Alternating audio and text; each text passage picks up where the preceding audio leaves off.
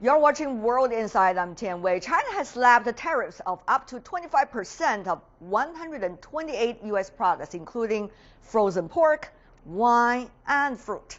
The decision made by the Customs Tariffs Commission of the State Council took effect on Monday. Before we discuss the impact of the recent trade frictions with our panelists from all over the world, take a look at this first. In response to American tariffs on imported Chinese aluminum and steel, China has decided to impose a tariff of 15% on 120 U.S. products, ranging from nuts to steel pipes, and a tariff of 25% on 8 other U.S. products, including pork and scrap aluminum. I think the scope of tariffs is still limited. It fails to touch the main nerves of America, as most of the items are agricultural products from small-scale production. In fact, China imports nearly 1/3 of its soybeans. If China levies tariffs on imports of its soybeans, that would give much pressure to the U.S. government and may affect the Republicans' midterm election. Despite worldwide objections, the U.S. decided in early March to impose a 25% tariff on steel imports and a 10% tariff on aluminum. The measure went into effect on March 23rd. The Chinese government says the move violates World Trade Organization rules and causes serious damage to its interests.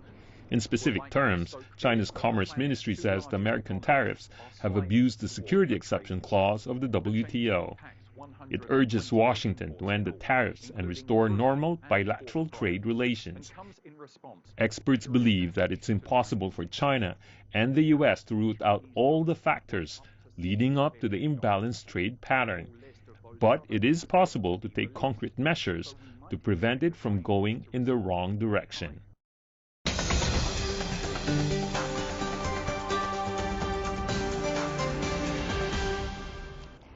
The U.S.-China trade friction, a bump in the road or a long way to go? That is really the question. Let's turn to our panelists. We have a very strong panel with us here in Beijing. Professor Zhang Jianping, Director General of the Center for Regional Cooperation with Chinese Academy of International Trade and Economic Cooperation. That's a long title, but good to see you, sir. Yeah.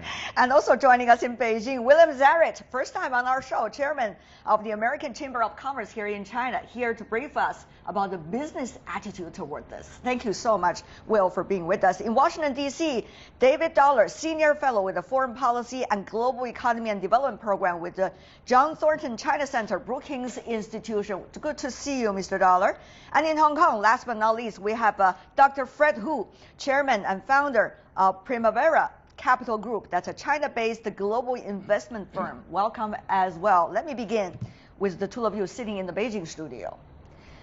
So, are we looking at another stage leading us to the trade war, or we have hope that things can be settled? Mr. Zarrett, your assessment.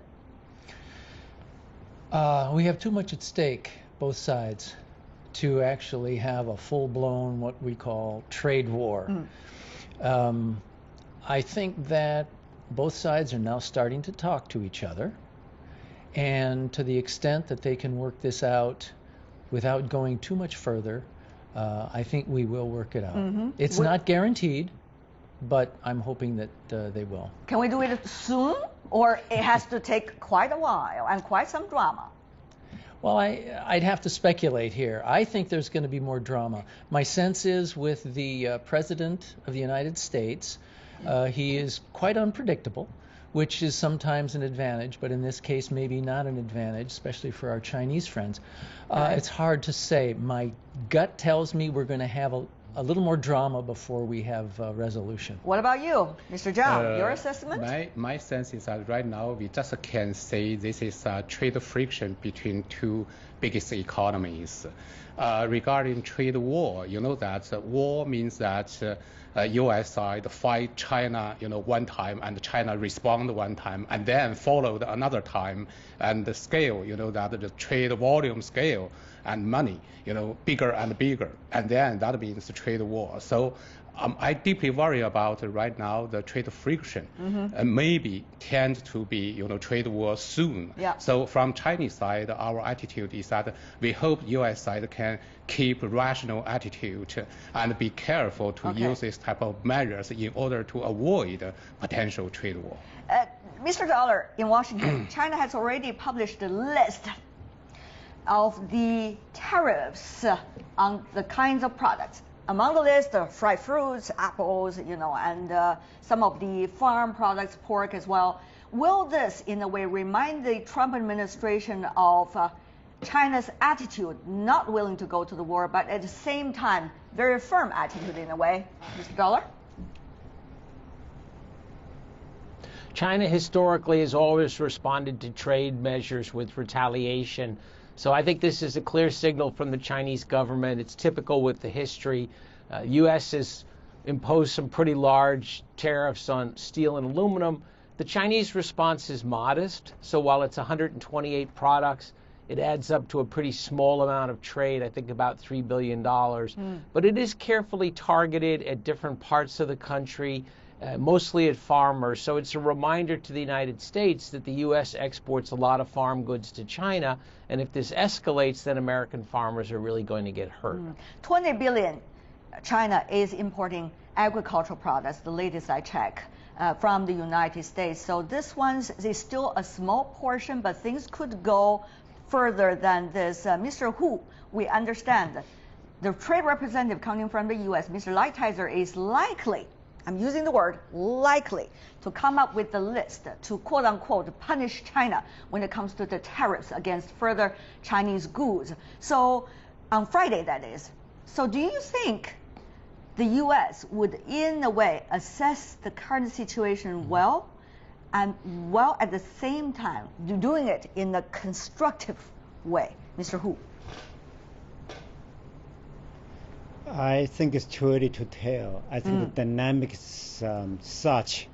I'm afraid, we could expect much more drastic actions out of Washington. So this whole bilateral trade relationship, has the potential to get much worse before we see any signs of getting better. Interesting. Okay, it seems that all have expressed the, shall I say, cautious attitude, all of you, the four of you, whether China or the United States, the scholars that we talked to.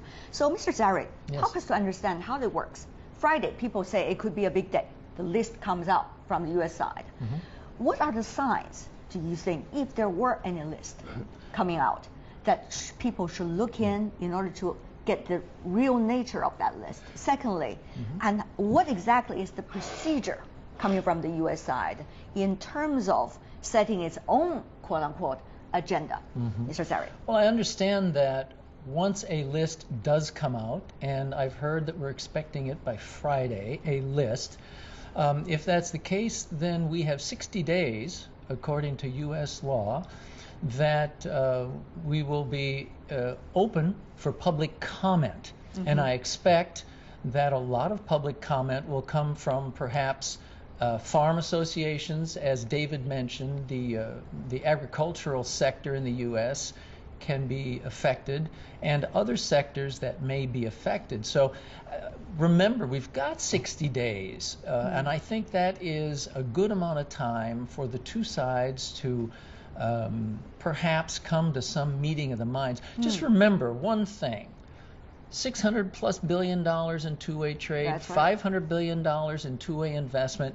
We've got so much at stake, and that's why I am somewhat optimistic. But, Mr. Dollar, the president, you said to me the other day, had a lot of power when it comes to trade policies. I mean, the president sitting in the White House right now. So even though Mr. Zarek, for example, together with the American Business Committee here in China, expressed their opinions to some direction, will it have any much impact on the current president, given what Mr. Zarek also said, the unpredictability of the current one sitting in the White House? Mr. Dollar. I think all of the speakers on your panel are cautiously optimistic, but we're all emphasizing that there's a lot of uncertainty, and that's partly because the President of the United States does have tremendous authority when it comes to tariffs. So as Bill said, there'll be a 60-day comment period. There'll be a lot of voices suggesting that we don't want to have a full-scale trade war with China, but it's really hard to predict what the President of the United States is going to do. So that's really the big question mark hanging over all of this right now. Fred Hu, what do you think? Yeah, so again, I agree with the David and the Bill as well. I think there's tremendous uncertainty in the near term. So a lot obviously depends on what the Trump administration is going to do, what they're going to announce exactly on Friday, the scope, the intensity, the severity, and all that. But I think to some degree that also depends on how China is going to respond to that. So, there's a fair amount of consensus clearly, in China that, the Trump administration is aggressively, disruptively unilateralist, and has in fact caused consternation, not just in China but around the world among all the trading partners, including U.S. Allies. Having said that, China should be realistic, not to expect, that China can be on a high moral ground. So we have to be very careful how we respond. Respond with the reason, with the restraint, not just because obviously it's it can be indignant to see this kind of tariffs and the punitive measures imposed on China by Washington. But let's be very clear. No one will win from a trade war. That is very clear. That is very us. clear, Fred. As you just said, we have heard, Mr. Zhang, today already some of the state leaders from different economies, particularly smaller and medium-sized economies, speaking out. For example, the New Zealand Prime Minister, the female Prime Minister, talking about for small economies like New Zealand, the rule-based mechanism is very important. She is obviously referring to how countries and economy resolve conflicts when it comes to trade, WTO, and also other regional mechanisms. So obviously, China could not rely on being on the higher moral ground in order to solve the problem. But the thing is, this trade conflict, Mr. Zhang, some say is likely to set a precedence about how the current reality of economies going to deal with trade issues. Also, it will set a precedence about how economy these days will respect or not international rules. Yeah, in this regard, that actually 301 investigation, that's violated, WTO rules and regulations. From Chinese side, we already expressed our, attitude on that. Also, we hope that U.S. could be back on the, WTO rules.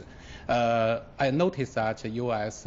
provided their suitcase, provided their report to WTO. But the problem is that without WTO arbitrary, and the U.S. already provided the solutions. So that's very strange things. So in this regard, I don't think that this is a constructive attitude. Another thing is that actually 301. I do believe that Trump administration will do something. They will have high tariff measures for those Chinese goods. Also, the U.S. side expressed their concerns on China's high-tech sector's development, but I think that that's the U.S. domination and their the America first, this type of doing. That China is another country. We also have right to promote our high-tech sector development. We should compete in international market. Mr. Zarid is having a smile on his face. Obviously, he's having some different opinions in a polite way. Is that what you're trying to say here, Mr. I'm Zarid? just saying that, Dr. Zhang, there were a lot of different points, very thorough, talking about a lot of different issues. One, WTO, and I think what I understand the Trump administration looking at WTO, there is a long list of cases, and I'll just mention the electronic payment services for one, where WTO decided in favor of the U.S. 6 years ago, and nothing has happened to open up that market. That's just one example. So I think we need a rules-based organization. I think it needs to be revised in order to have better enforcement.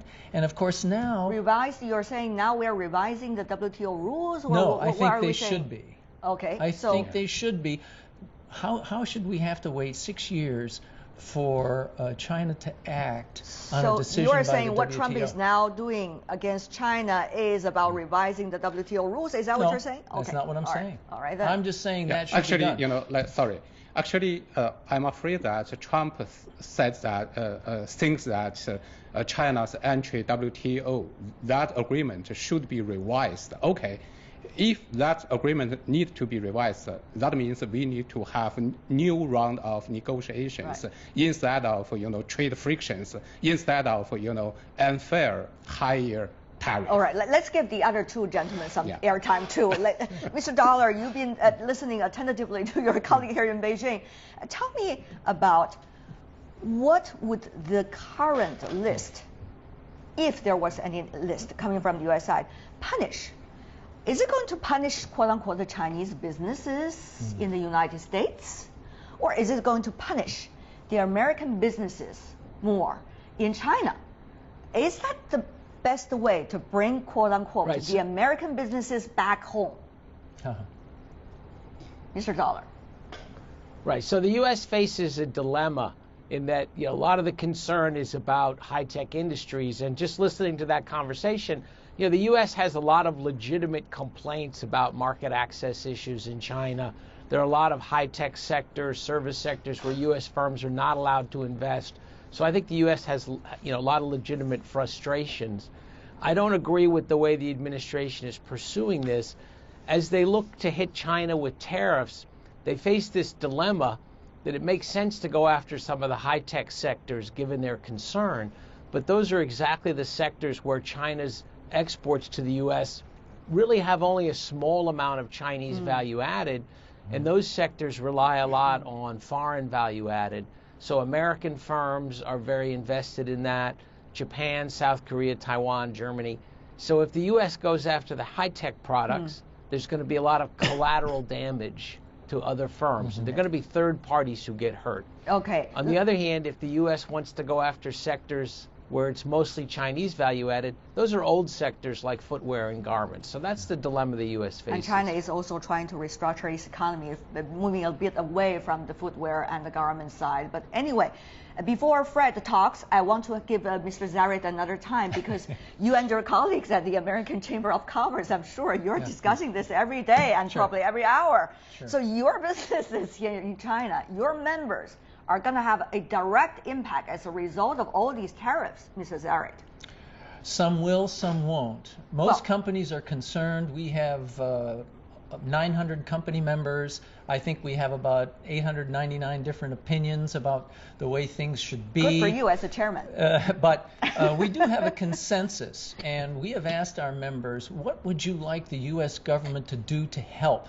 And the first thing was to advocate for a level playing field. The second thing, to advocate for reciprocal treatment and better market access. Now, does that mean tariffs? I know we're talking about tariffs, we're getting into the weeds on tariffs.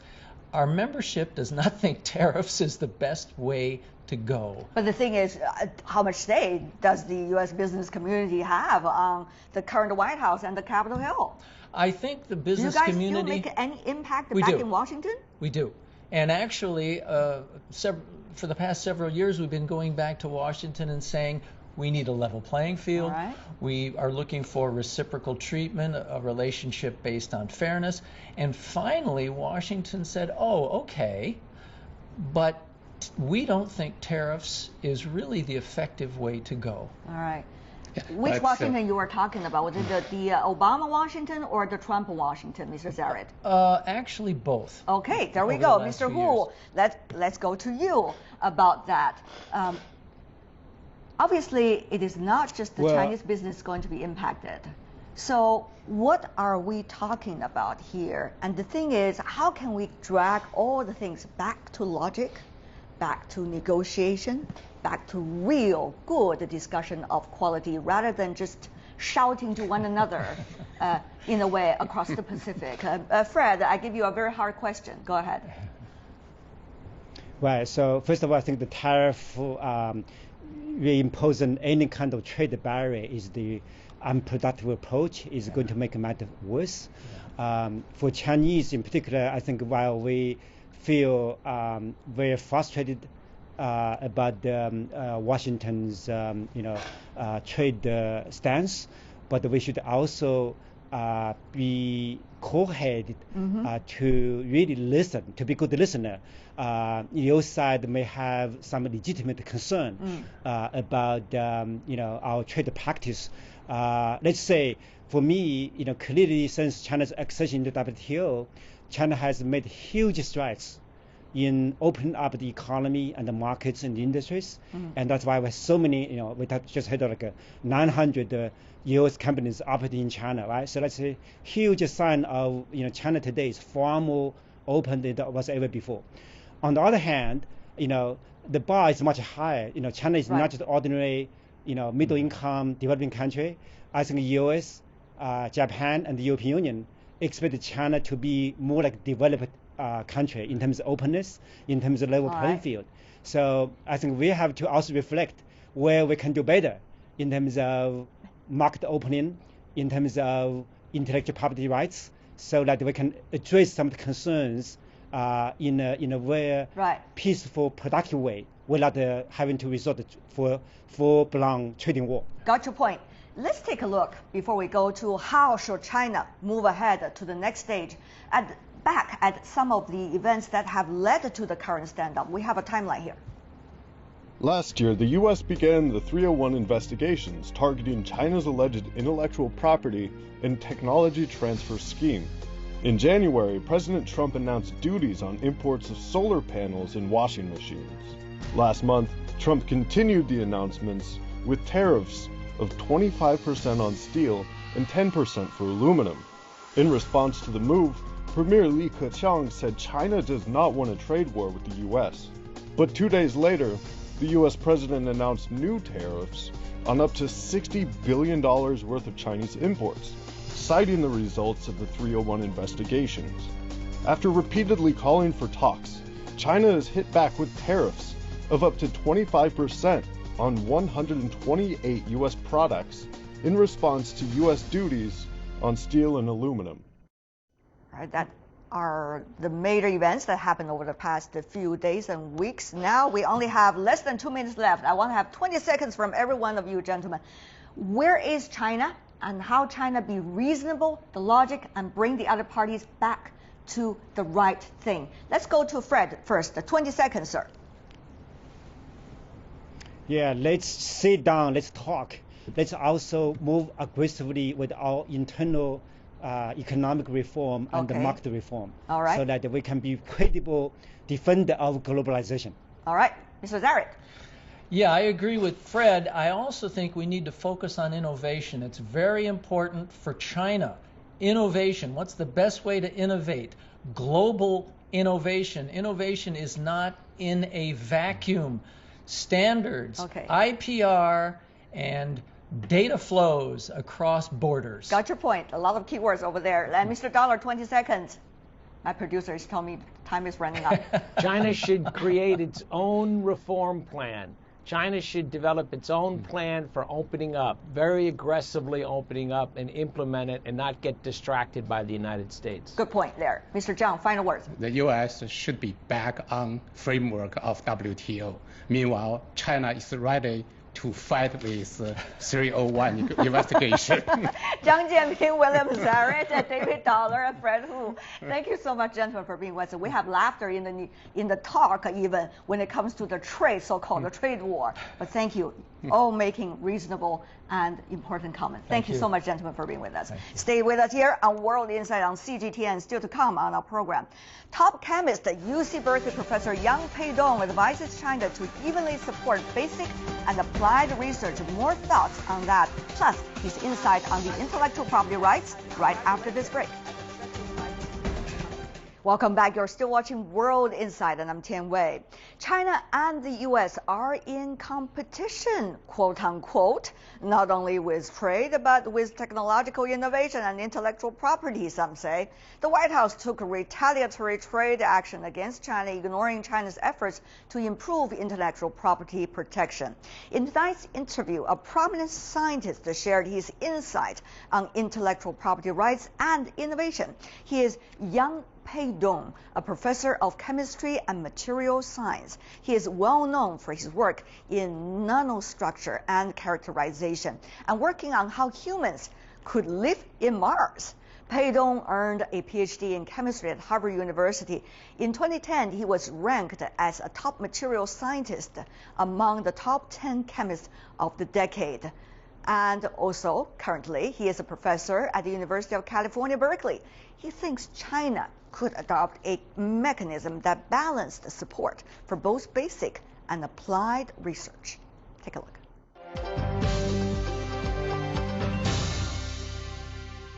If we could just compare a little bit about what is going on in China and the United States, which both are places you're rather familiar with, you do see a difference.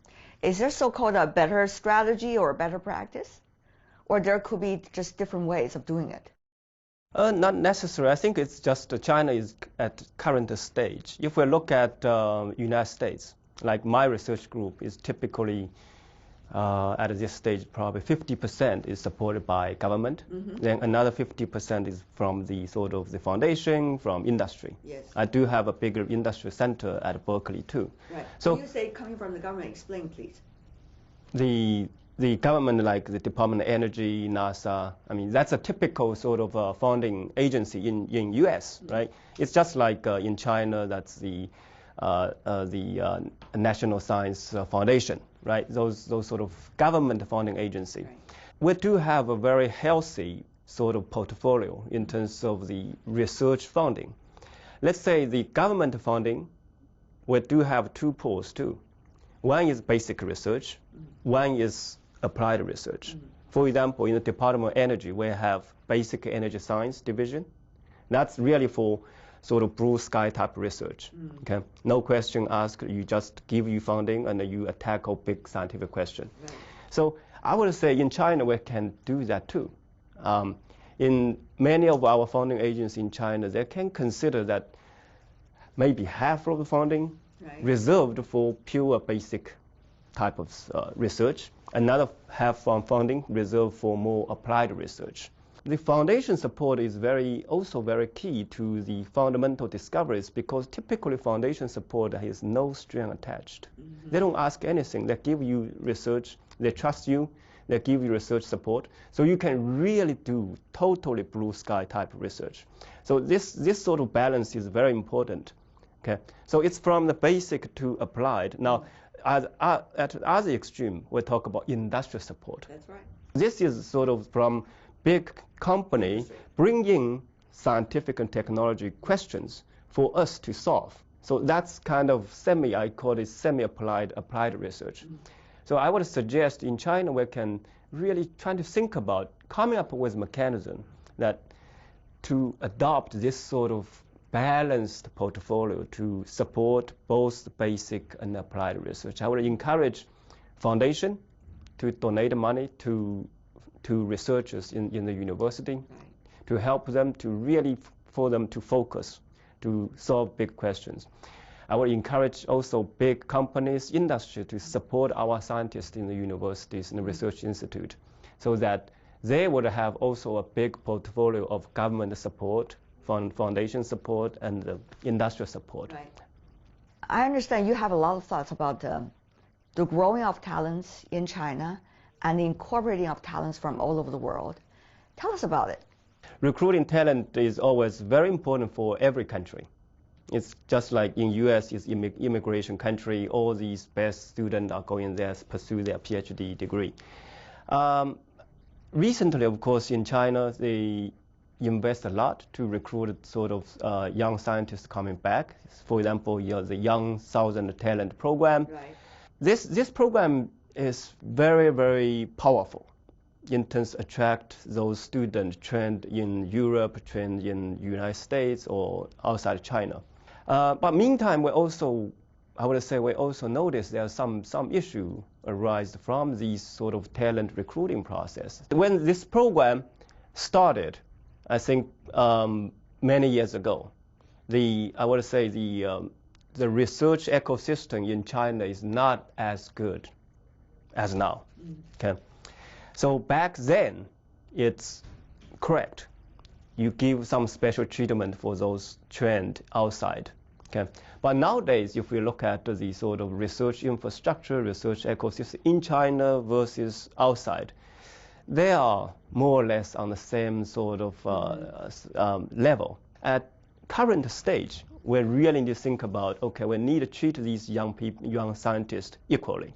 Okay? On a level playing field. Yes, we just look at their accomplishment, but not without pay attention to where they're coming from. Okay, as long as they have significant accomplishment, they treat basically in the same way. They have the same level of sort of startup package or benefits.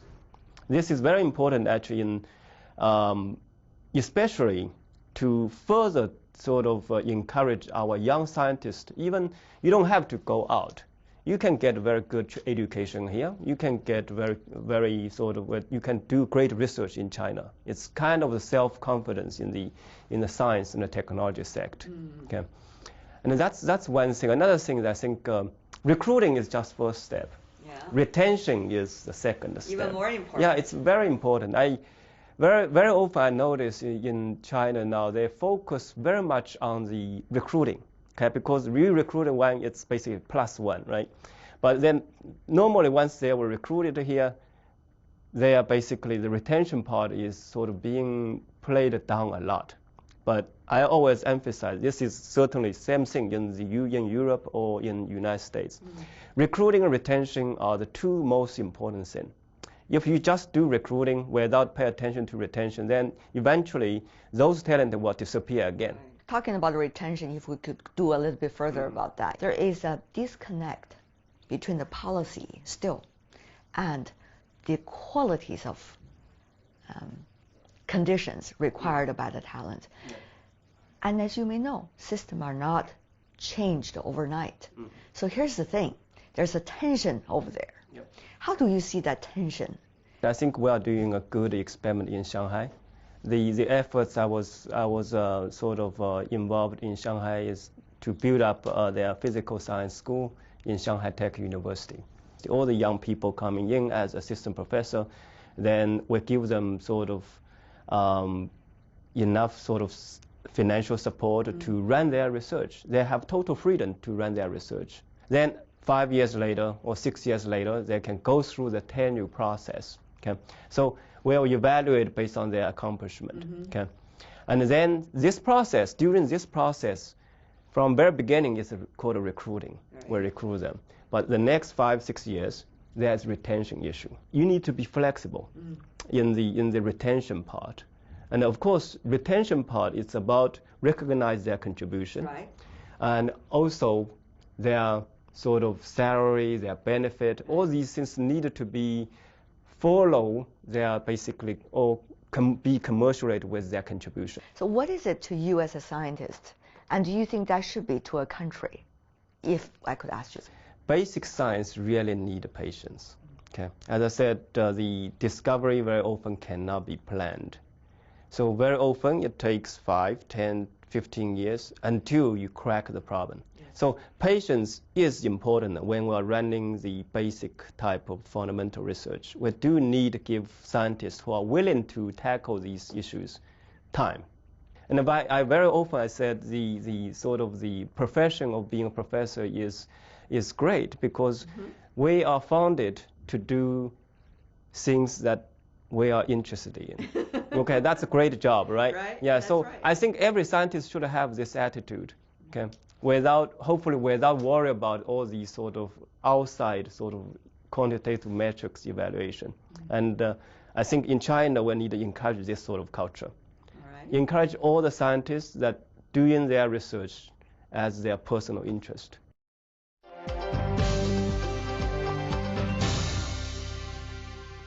Let's move on to talk a little bit about the research you're doing. I guess it's probably easier for you in a way because that's something you really enjoy from the very beginning. And that's the thing I think about every day. Thinking about it, I was reading some media stories about you, Professor Yang, and heard that you enjoy watching movies like Martians. You usually use movies to explain to the others the significance of your work. So if I could invite you once again to explain through movies about what exactly you're doing. Yeah, the movie Martians actually reflects some of my research interest. Okay. My research is more on the sort of developing new materials for energy storage. More specifically, I will call them as artificial photosynthesis. Is there an easier word for us to remember? Well, an easy example is the sort of green leaf, right? Green leaf is doing the photosynthesis every day. So the green leaf basically take in carbon dioxide, water, and absorb the sunlight and convert them into oxygen. That's right. Like green plants release oxygen to the environment, but meantime they also store the CO2, the carbon, in this another chemicals called carbohydrates, right? So that's the natural photosynthesis happening in nature. What we have been working on in the past little bit over 1 decade or so is coming up with a material system that mimics this process. So right now we have this technology that we have these materials that can really take in carbon dioxide, water, and absorb the sunlight, and convert them into useful chemicals, gasolines, fuels, polymers, and then also release oxygen back to the environment. And that's why the initial sort of motivation for this research is to fight climate change. That's right. Because we all know the carbon dioxide is a greenhouse So how you're gas. doing so far? Well, doing great. I think we already have the proof of concept. We announced that results 4 years ago. It caused a sensation in the general media and the scientific media. Then in the past couple of years, we slowly improved the stability, efficiency. Now our sort of artificial photosynthesis system is even better than what's happening in nature, compared to the green leaf or green plants. Mimi are thinking if this could be a success, not only it's going to solve our problems these days, have renewable energy, of course, but also probably help us to explore the outer space, some say. Yes. Going to the Mars even, yeah. Professor. Yeah. Ever thought about that? Well, that's exactly what we're doing now. Of course, this process can be used to sort of reduce the CO2, recycle the CO2 on planet Earth. Yes. So fight the climate change, global warming, those sort of stuff. If we think about deep space and Mars, that's why it links to the movie Martians, right? If we think about it, we want to move people, live on Mars. You need to worry about many things. Of course, first of all, you need to worry about how to send people over. That's first thing. Second thing, once people are there, you need to think about survive. They have to survive. They need oxygen. Yes. Okay. Now, if you think about on Mars, basically there's no oxygen, but there are plenty of carbon dioxide and nitrogen. Just last year, we opened another NASA center, and this NASA center in Berkeley is to use our artificial photosynthetic technology to convert those carbon dioxide and nitrogen into useful chemicals eventually for the first sort of batch of crew member over on Mars. In the meantime, release oxygen. Is there some timeline we are looking at, Professor? The United States has the timeline within 30 years, even though Elon Musk has much shorter sort of plan. You met him and you ever talked to him? Not yet. Because very, very often we're talking to NASA scientists at this moment. Yeah. Yang Peidong, well-known chemist coming from the United States, but originally coming from China, talking about the future and the mechanism for science and technology research. That is all the time we have for today. If you'd like to see more, try to find us World Insight CGTN into your search engine or check out our YouTube channel. You can also follow us on Twitter, Facebook, and Sina Weibo. From me, Tian Wei, and everyone on the World Insight team, thanks for watching, and tune in again next time for insights across China and around the world. Good night.